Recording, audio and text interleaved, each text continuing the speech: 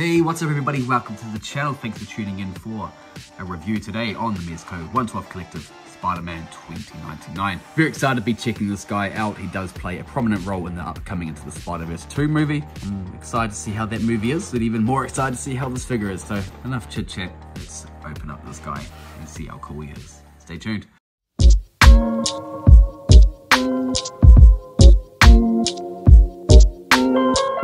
And here we have Spider-Man 2099 out of the box and on display, and I am digging this guy. He is cool. Very much love the design of Spider-Man 2099, just like Batman Beyond. It is very iconic looking, very futuristic. I do love the sort of animalistic vibes that he gives off as well, with his retractable claws. Nice little cape on the back, although it's probably my biggest nitpick. It is one of his more notable features of this costume. It would have been nice if that could have just been a little bit longer to give you a little bit more to work with. However, when you get it right, it looks just fine. Very nice blades here on his forearms. Just overall, very cool looking. And the suit, I have to say, is actually much more flexible than I had anticipated. So you're able to get him in some pretty decent poses. Alright guys, I'm gonna move on to check out his accessories. As for accessories, we got a bunch. Mezco always coming through with the goods. Got a nice little web effect here. Bunch of web accessories. There's a typical whip, a more spread out one. And we got some swinging webs as well. Nice base. And then two alternative heads. There's Miguel without the mask on. And I really dig, again, the animalistic sort of vampire-esque look of Spider-Man 2099 with his canine teeth. He just looks nasty. And I love the details on these head sculpts. Just great sculpts overall by Mezco here. Let's look at that one again. Then we got his wrist communicator and his AI companion. I can't remember her name. And then we've got a bunch of hands, as you can see here, and plenty of different expressions.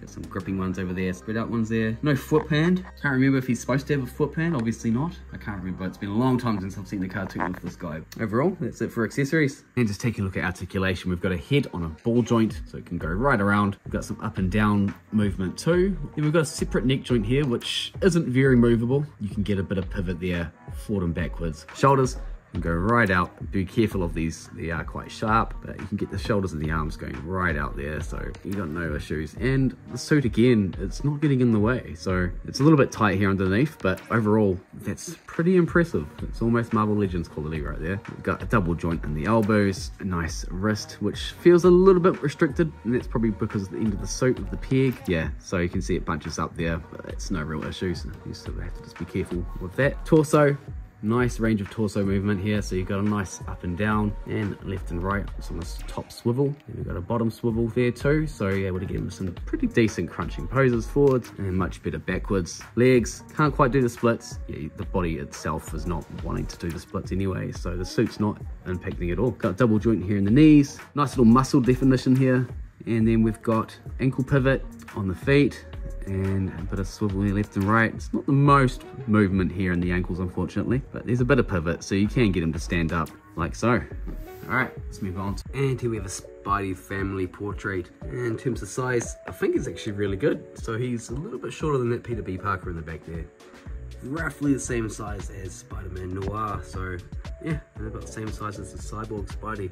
Those are all Marvel Legends. Obviously he's Mezco, but I actually think that pairs up quite well. And he does look a little bit buffer in the new movie, so I think that's fitting, guys. Let me know what you think in the comments below. And here we have Spidey's 2099 alongside his bro, Batman Beyond.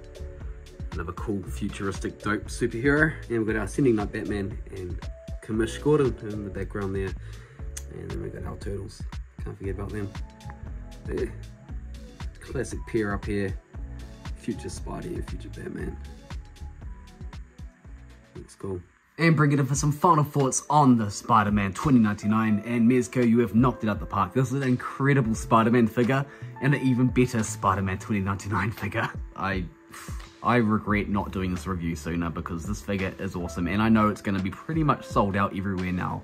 But if you do have the chance to get this guy, then please, I highly recommend do so, because it is great. In terms of Marvel Legends Spider-Man or a similar scale, you won't find anything better than this. Trust me, guys. Articulation's great.